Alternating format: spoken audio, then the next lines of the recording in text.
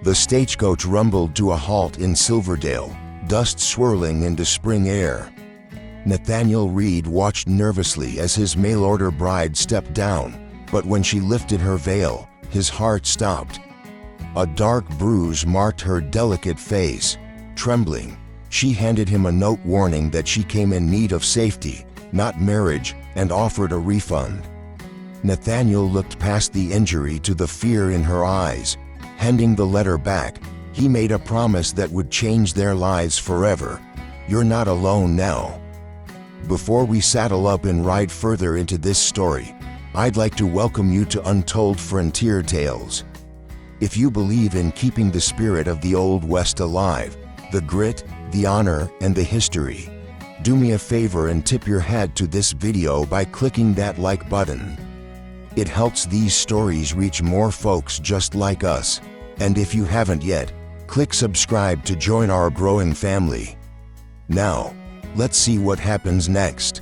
The trail to the homestead was rough and silent, the only sounds being the creak of leather and the steady rhythm of the horse's hooves against the hard-packed earth. Nathaniel felt the stiffness in Zoe's back as she sat behind him, the tension of a woman accustomed to flinching at any sudden movement, and he guided the horse gently, careful not to give her reason to fear. When they finally reached the ridge overlooking his valley, he pointed out the sturdy log cabin and the young garden, apologizing that it wasn't much, only for her to whisper that it was lovely, her voice carrying a sincerity that caught him off guard. Inside, the air was stale with the scent of his long solitude, but he bypassed the main living area to show her the spare room, a simple space with a narrow bed and a single window. "You'll have your own space," he told her firmly, wanting to ensure she understood the boundaries of their arrangement. "Whatever happened before, it won't happen here. You're safe now." Zoe looked at him with eyes that held a mixture of disbelief and gratitude, clutching her small bag as if it were a lifeline. Though he told her to rest, the very next morning Nathaniel woke to the smell of coffee and the soft clatter of dishes, sounds that felt alien in a house that had known only silence for 8 years.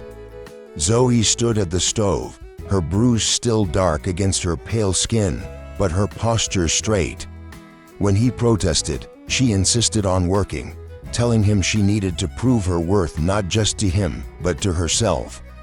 In the days that followed, she worked with a desperate intensity, scrubbing floors until the wood gleamed and hanging simple curtains made from fabric in her trunk that changed the way the light hit the dust motes. The cabin, once a hollow shell where Nathaniel merely survived, began to feel like a home filled with life. As the weeks passed, the angry purple mark on Zoe's face faded to a faint shadow, and the terrified tremor in her hands steadied. They fell into a rhythm of shared chores and quiet meals, and though they were still strangers in many ways, a tentative trust began to root itself in the soil of their shared isolation, binding them together against the vast, empty backdrop of the West. The transition from spring to early summer brought a comforting warmth to the cabin, yet the evenings still held a chill that demanded a fire, and it was in this flickering glow that the ghosts of Boston finally took shape. One evening, as Nathaniel sat whittling a piece of pine and Zoe mended a tear in her apron, the comfortable silence was broken by her soft voice admitting that she owed him the truth about her arrival. Nathaniel set down his knife, giving her his undivided attention as she stared into the dancing flames, her voice trembling as she began to recount the tragedy that had upended her life. She spoke of losing her parents at 16 and being taken in by an uncle in Boston, a man she initially thought was her savior but who eventually revealed a much darker nature. As she grew older, the pretense of family faded, replaced by the cold reality that she was merely property to him, an asset to be traded for his own gain, and the walls of his fine house became the bars of a prison. The climax of her suffering came with the arrival of spring and her 21st birthday, when he coldly informed her that he had decided to marry her off to a business partner, a man old enough to be her father, to seal a commercial deal that had nothing to do with her happiness and everything to do with his greed. When she dared to refuse him, standing up for her own life, the cost of her disobedience was swift and brutal. She unconsciously touched her cheek where the dark bruise had finally begun to fade, explaining that the violence was his specific way of ensuring she understood her place beneath his boot. It wasn't the first time she had thought of running, but that night, desperate and battered, she fled to the Western Bride Agency because every other door in the civilized city was closed to her. Miss Ellis, the woman at the agency, had been her only ally, helping her escape the city and promising that a stranger out west might offer the safety she couldn't find among her own kin. As Nathaniel listened to the horrific tale, a cold, hard fury tightened his chest, a turbulent mixture of sorrow for her immense pain and a burning, white-hot rage against the men who had failed to protect her. He swallowed the rising anger, knowing she needed his steady strength rather than his wrath, and he looked her directly in the eye to tell her firmly that Miss Ellis was right about one thing: she was truly safe here. The sun beat down on the small town of Silverdale as Nathaniel and Zoe rode in together for the first time in months, the summer air shimmering with heat and dust rising from the street beneath the horses' hooves. Zoe sat straight in front of him, her hands gripping the saddle horn not out of terror, but stability, her back pressed lightly against his chest in a way that felt natural now. It was a stark contrast to the day she had arrived. The frightened, bruised woman who had stepped off the stagecoach was gone, replaced by someone who held her head high and met the gaze of the townspeople. At the general store, she didn't hide behind Nathaniel when Jenkins, the inquisitive storekeeper, made a comment about the mystery bride, but instead introduced herself clearly as Zoe Caldwell, discussing prices and harvest details with the confidence of a woman who belonged to the land. Nathaniel watched her with a swelling sense of pride, realizing she had bloomed in the harsh Montana soil just as his garden had. However, the fragile peace of the afternoon was shattered when they sat down for lunch at the small-town restaurant. A shadow fell across their table, and they looked up to see Sheriff Tom Blackwood, hat in hand and his face etched with grim seriousness. He asked to speak with Nathaniel, but his eyes flickered sympathetically toward Zoe before he dropped his voice. The news he brought was the one thing they had both silently dreaded since the night by the fire. A message had come down from near Helena about a wealthy man asking questions regarding a runaway young woman from Boston. The stranger claimed to be her legal guardian and was offering a substantial cash reward for any information leading to her return. Zoe went rigid, the color draining from her face as the ghosts she thought she had outrun materialized in the dusty air of Silverdale. She whispered that he had found her, her voice trembling with the return of that old, suffocating terror. The sheriff, a practical man who understood the law's cold indifference to morality, leaned in close to deliver his advice in a low, urgent tone. He warned them that while she was safe for the moment, a legal guardian had rights that a mere companion did not, and men like that didn't give up easily when money or pride was at stake. He looked Nathaniel square in the eye and told him that if he wanted to keep her truly safe, they needed to make things official immediately, because a marriage certificate was the only shield strong enough to stop a guardian's claim and keep her from being dragged back to the hell she had escaped. The silence that filled the space between them on the ride back from Silverdale was heavy and suffocating, a stark contrast to the easy companionship they had shared only hours before.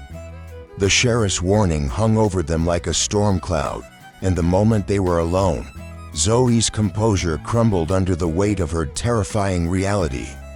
She looked at Nathaniel with desperate eyes, her hands trembling as she suggested that they finalize the marriage immediately, not out of affection, but as a legal fortress to keep her uncle at bay.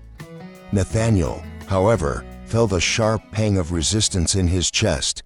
He reached across the table to cover her shaking hand with his own rough palm, shaking his head slowly but firmly. He told her that the marriage contract still sat unsigned in his desk for a reason, and he refused to sign it now simply because she was afraid, insisting that he would not bind her to him out of terror just as her uncle had tried to do with force.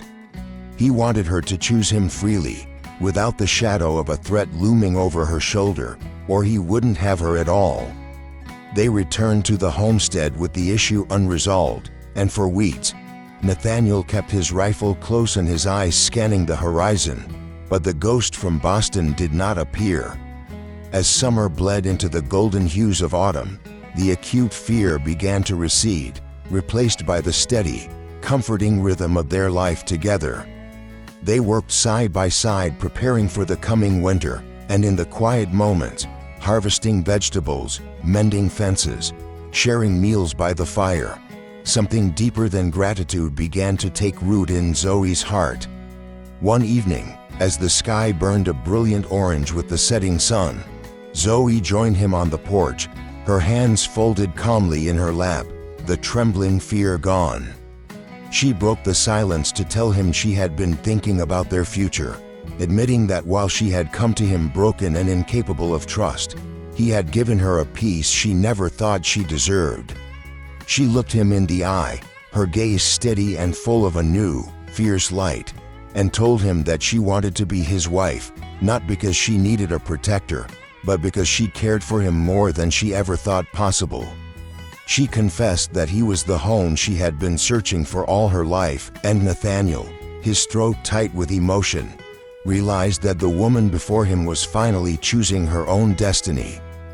The very next morning, under the pale, hopeful light of a new day, they stood in the small wooden church in Silverdale to make their union permanent.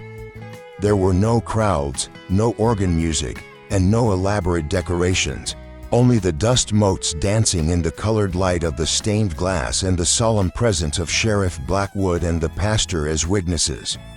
When they exchanged vows, the words were no longer a desperate strategy to keep a predator at bay, but a sacred covenant between two souls who had healed one another in the quiet solitude of the wilderness. Returning to the cabin as husband and wife, the atmosphere of the homestead shifted from a tentative arrangement to a profound, joyous union. They worked the fields with renewed vigor, the fall harvest proving more bountiful than any Nathaniel had seen in his years of solitary struggle, as if the land itself was responding to the love that now filled the cabin. Laughter, once a stranger to those log walls, became the soundtrack of their days, and Nathaniel found himself pausing in his work just to catch the sound of Zoe humming. Then came a crisp morning in October, when the air smelled of frost and wood smoke. Zoe approached him with a soft, secretive smile to reveal that she was expecting. The news struck Nathaniel silent, his heart swelling with a terrified, overwhelming joy as he pulled her into an embrace that promised protection against the world. As the deep Montana winter descended, burying the valley in feet of snow, they were not trapped but cocooned in a sanctuary of warmth.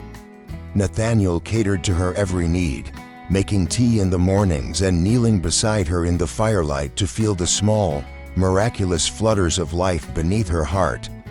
The thaw finally arrived in spring, bringing with it the agonizing but hopeful pains of labor. It was a long, harrowing night where Nathaniel paced and prayed, but as the first gray light of dawn touched the peats, the cry of a newborn shattered the tension. He held his daughter, Amelia, named for Zoe's mother, tiny, fierce, and perfect. Looking at his wife, exhausted but radiant, and the new life nestled in his arms, the weight of his past loneliness evaporated completely. As the sun spilled gold across the floorboards, Nathaniel leaned close to the two women who now defined his existence.